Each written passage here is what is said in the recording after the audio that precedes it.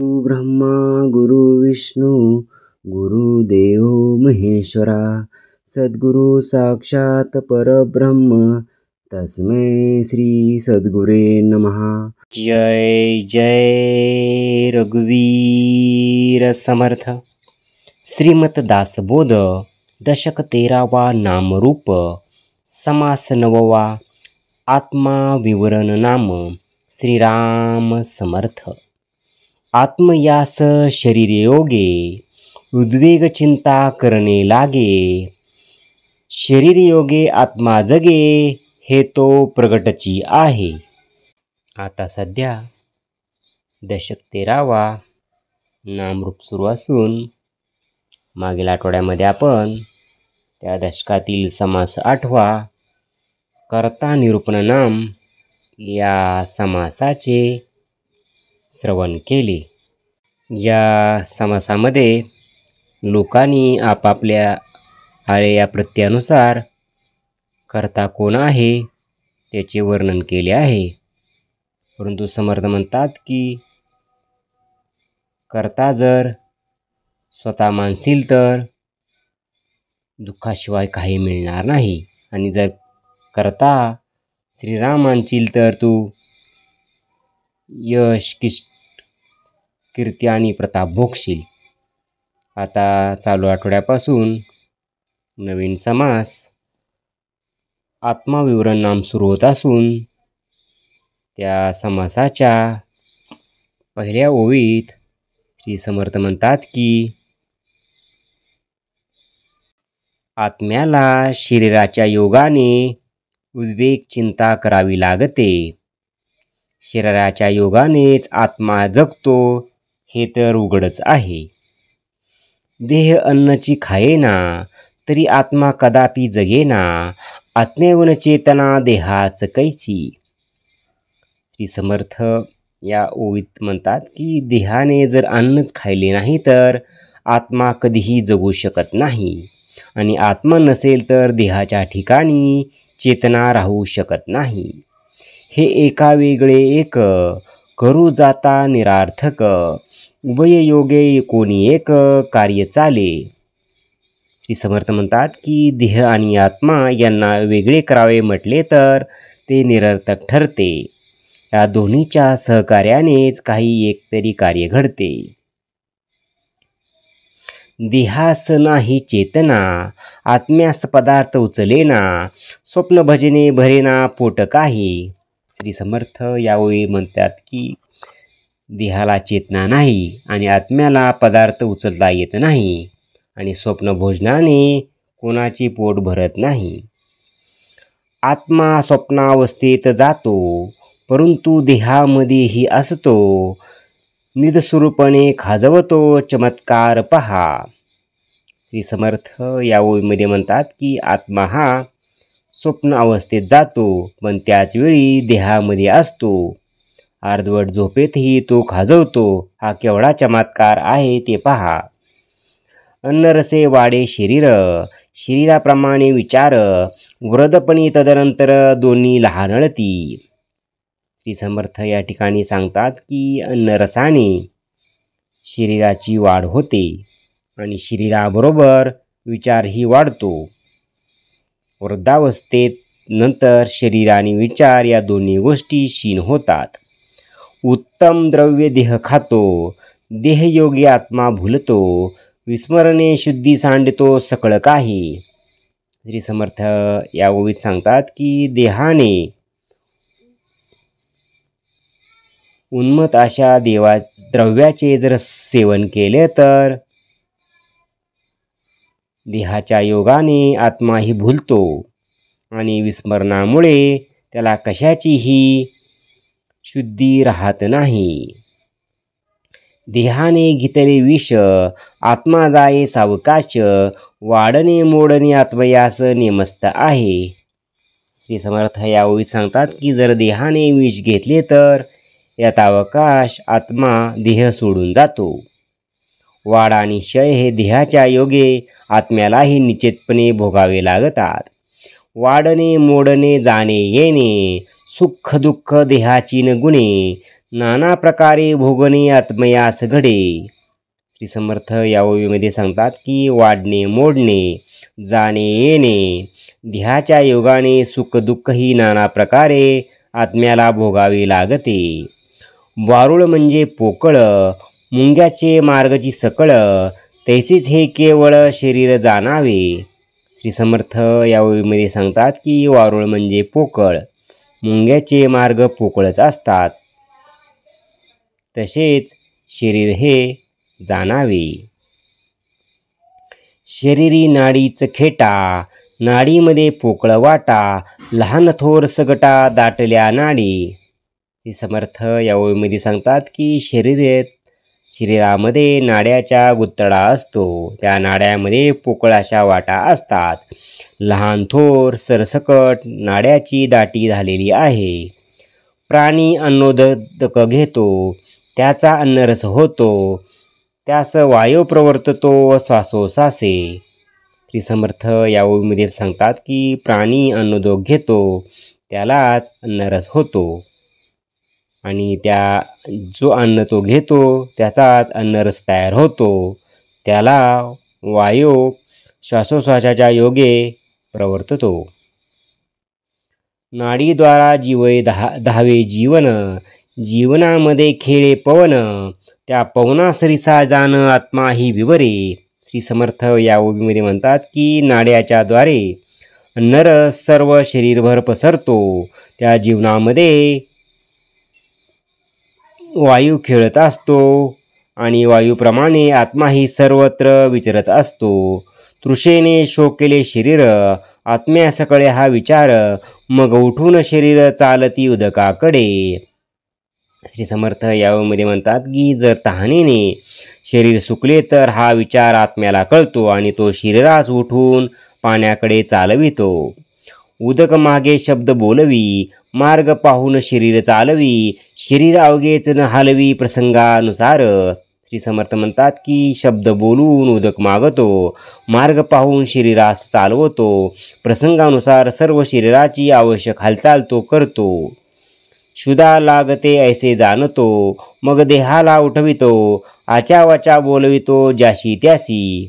श्री समर्थ म्हणतात की भूक लागली तर ते सर्व जाणून आत्म्याच देहाला उठवतो आणि ज्याला त्याला अर्वाच्य भोशात बोलायला लावतो. बायकोत मने झाले झाले, देह सोवळे करून आणले, पायात भरून चालविले तातडी तातडी. श्री समर्थ यावेळीमध्ये म्हणतात की बायकोच्या शरीरातील जीवात्मा म्हणतो की झाले झाले, जेवण तयार आहे. मग तो जीवात्मा देहाला सोवळे करून आणतो आणि तोच पायात भरून त्यास भराभरा चालवितो.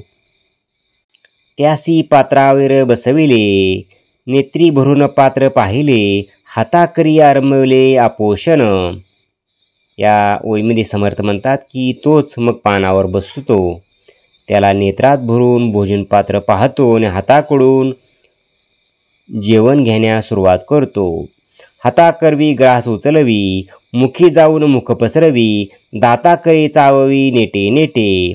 मग तो हाताकडून घास उचलतो, मुखात जाऊन मुख पसरवतो आणि दाताकडून नीट अन्न चावून घेतो. आपण जिभेमध्ये खेळे, पाहतो परिमळ सोहळे, केस काडी खडाकळे तत्काळ थुंकी.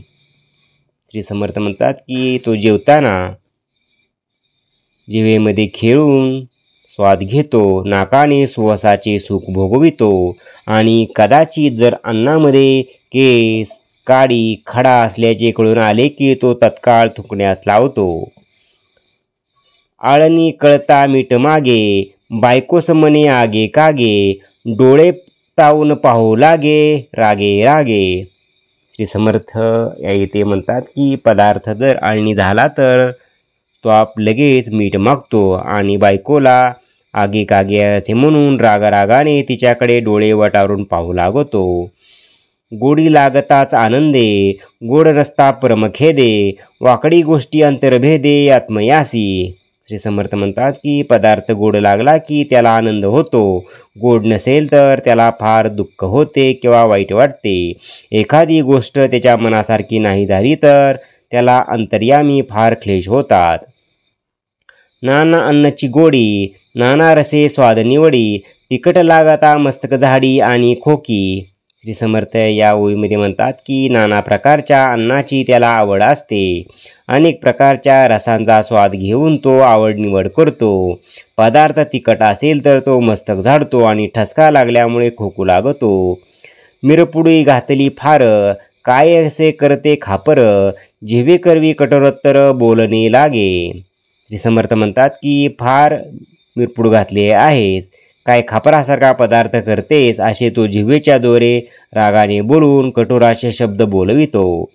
आज्य उदंड जेविला, सर्वेचे तांब्या उचलिला, घळाघळा घेऊ लागला सावकाश. श्री समर्थ यावेळीमध्ये म्हणतात की तुपातील पक्वान्न फार खाल्ल्यामुळे त्याला खूप तहान लागले, म्हणून तो स्वतःच्या हाताने तांब्या उचलून घाटाघाटी पाणी पिऊ लागतो.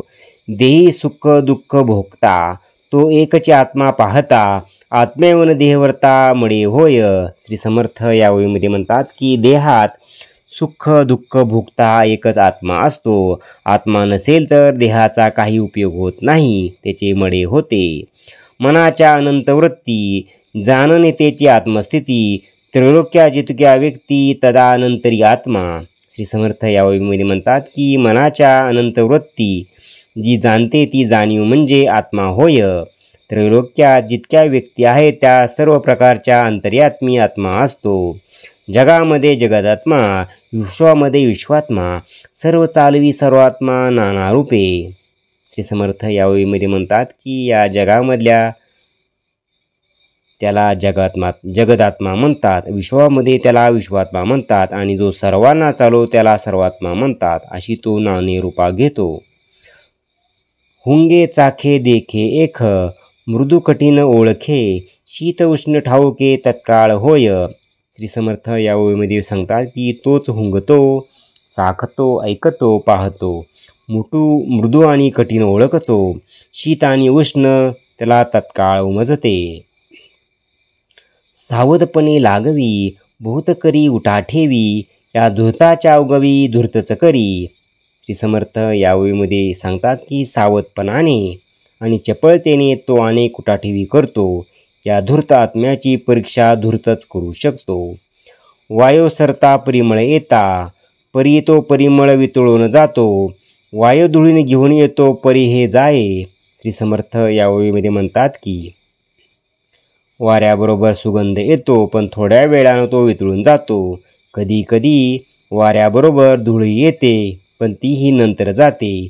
शीत उष्ण वायो सरसे, सुवासी अथवा कुवासे, अशी जे परे सावकाशे तगणे न घडे. श्री समर्थ या ओळीमध्ये म्हणतात की वाऱ्याबरोबर शीत उष्ण सुवास दुर्गंध इत्यादी येतात पण यथावकाश ते नाहीसे होतात, टिकून राहू शकत नाही. वायू सरसे रोग येती, वायो सरसे भूते धावती, धूर आणि धुकटे येती वायू सवे. श्री समर्थ यावेळी म्हणतात की वाऱ्याबरोबर रोग जंतू येतात, वायूबरोबर भूते धावतात, धूर आणि धुके इत्यादी वाऱ्याबरोबर येतात. वायुसोय काही जमेना, आत्म्यासवे वायू तगेना, आत्म्याची चपळता जाणा अधिक आहे. श्री समर्थ यावेळीमध्ये म्हणतात की वायूबरोबर येणारे काहीच टिकून राहत नाही, आत्म्याबरोबर वायू बरोबरी करू शकत नाही. वायूपेक्षा आत्म्याची चपळता अधिक आहे. वायू कठीणासच आडतो, आत्मा कठीण भेदून जातो, कठीण पाहो तरी तो छेदेची ना. श्री समर्थ यावेळी म्हणतात की कठीण पदार्थामध्ये आला तर वायू आडतो पण आत्मा कठीण पदार्थास भेदून पलीकडे जातो. आत्म्याचा कठीणपणा पाहून गेले तर तो इतका कठीण आहे की तो छेदलाही जाऊ शकत नाही.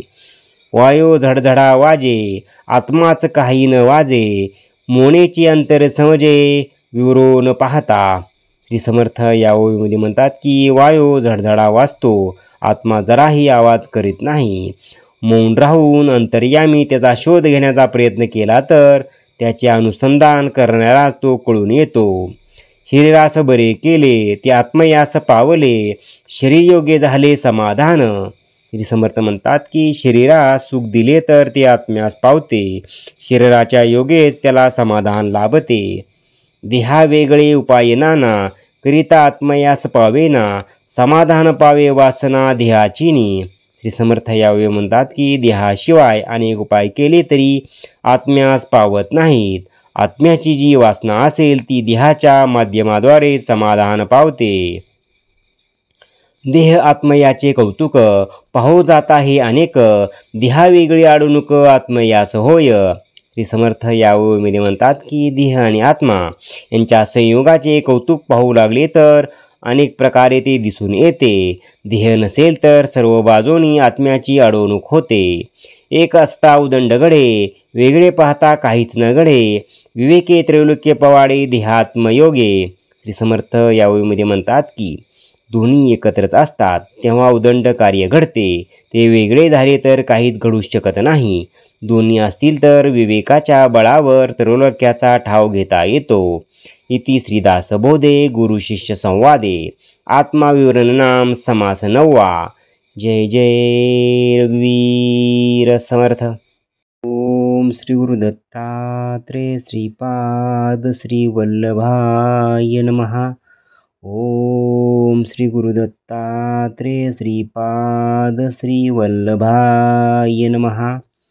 ओम श्री गुरुदत्तात्रेय श्रीपाद श्री वल्लभाय नमः. ओम श्री गुरुदत्तात्रेय श्रीपाद श्री वल्लभाय नमः. ओम श्री गुरुदत्तात्रेय श्रीपाद श्री वल्लभाय नमः. ओम श्री गुरुदत्तात्रेय श्रीपाद श्री वल्लभाय नमः. ओम श्री गुरुदत्तात्रेय श्रीपाद श्री वल्लभाय नमः. ओम श्री गुरुदत्तात्रेय श्रीपाद श्री वल्लभाय नमः. ओम श्री गुरुदत्तात्रेय श्रीपाद श्री वल्लभाय नमः. ओम श्री गुरुदत्तात्रेय श्रीपाद श्री वल्लभाय नमः. ओम श्री गुरुदत्तात्रेय श्रीपाद श्री वल्लभाय नमः. ओम श्री गुरुदत्तात्रेय श्रीपाद श्री वल्लभाय नमः. ओम श्री गुरुदत्तात्रेय श्रीपाद श्री वल्लभाय नमः. ओम श्री गुरुदत्तात्रेय श्रीपाद श्री वल्लभाय नमः. ओम श्री गुरुदत्तात्रेय श्रीपाद श्री वल्लभाय नमः. ओम श्री गुरुदत्तात्रेय श्रीपाद श्री वल्लभाय नमः. जय सद्गुरु. ओम श्री गुरुदत्तात्रेय श्रीपाद श्री वल्लभाय नमः. ओम श्री गुरुदत्तात्रेय श्रीपाद श्री वल्लभाय नमः. ओम श्री गुरुदत्तात्रेय श्रीपाद श्री वल्लभाय नमः. ओम श्री गुरुदत्तात्रेय श्रीपाद श्री वल्लभाय नमः. ओम श्री गुरुदत्तात्रेय श्रीपाद श्री वल्लभाय नमः. ओम श्री गुरुदत्तात्रेय श्रीपाद श्री वल्लभाय नमः. ओम श्री गुरुदत्तात्रेय श्रीपाद श्री वल्लभाय नमः. ओम श्री गुरुदत्तात्रेय श्रीपाद श्री वल्लभाय नमः.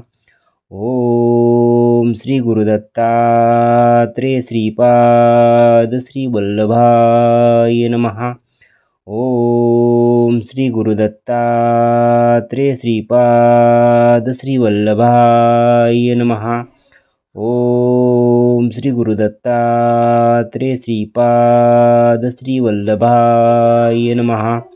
ओम श्री गुरुदत्तात्रेय श्रीपाद श्री वल्लभाय नमः. ओम श्री गुरुदत्तात्रेय श्रीपाद श्री वल्लभाय नमः.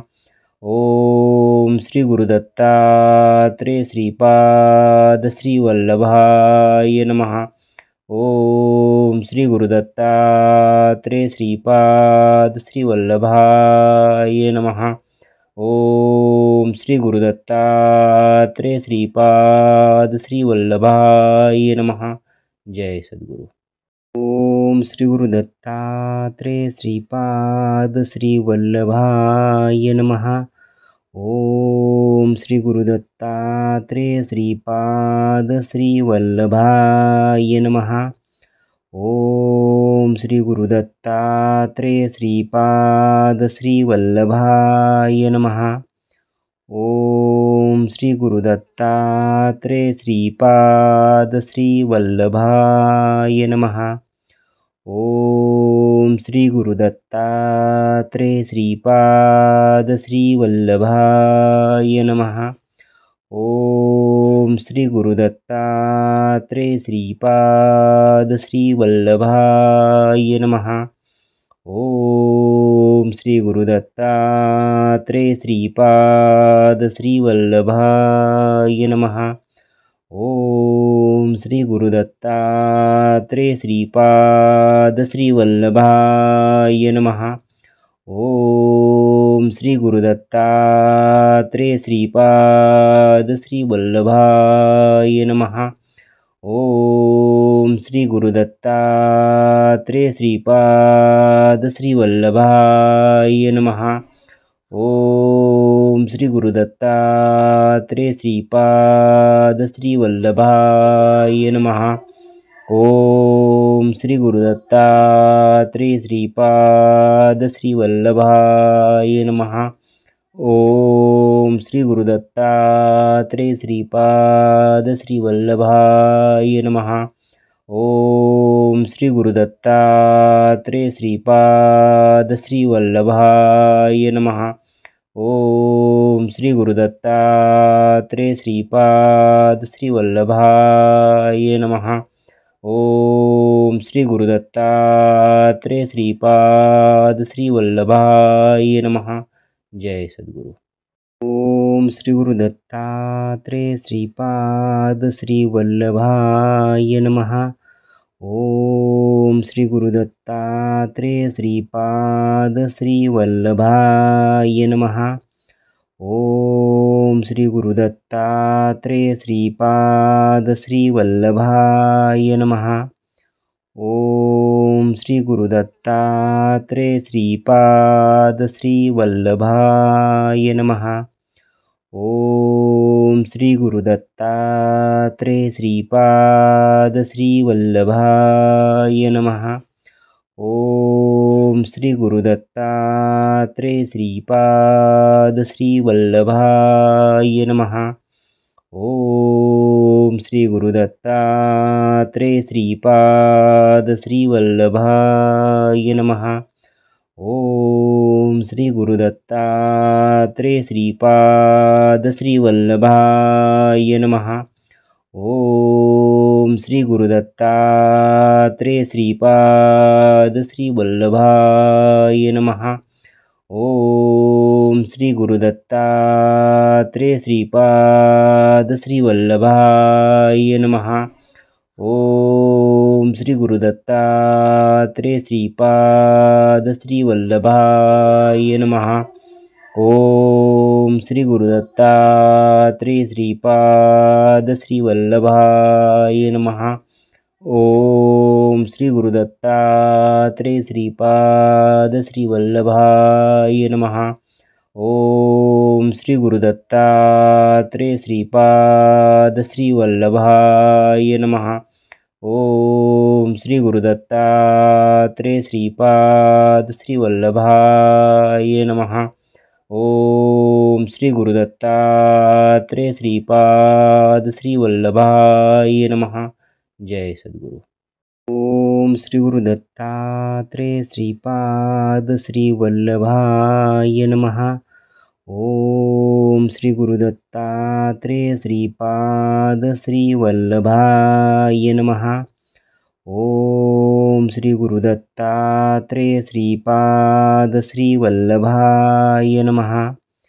ओम श्री गुरुदत्तात्रेय श्रीपाद श्री वल्लभाय नमः।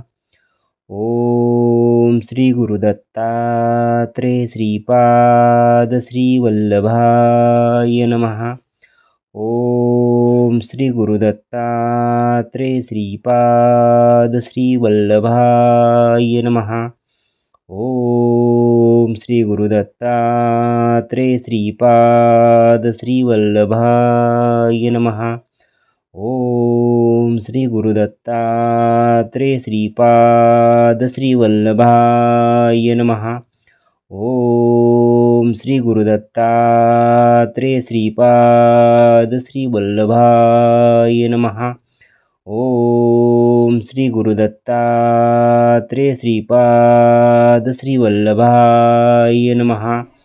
ओम श्री गुरुदत्तात्रेय श्रीपाद श्री वल्लभाय नमः।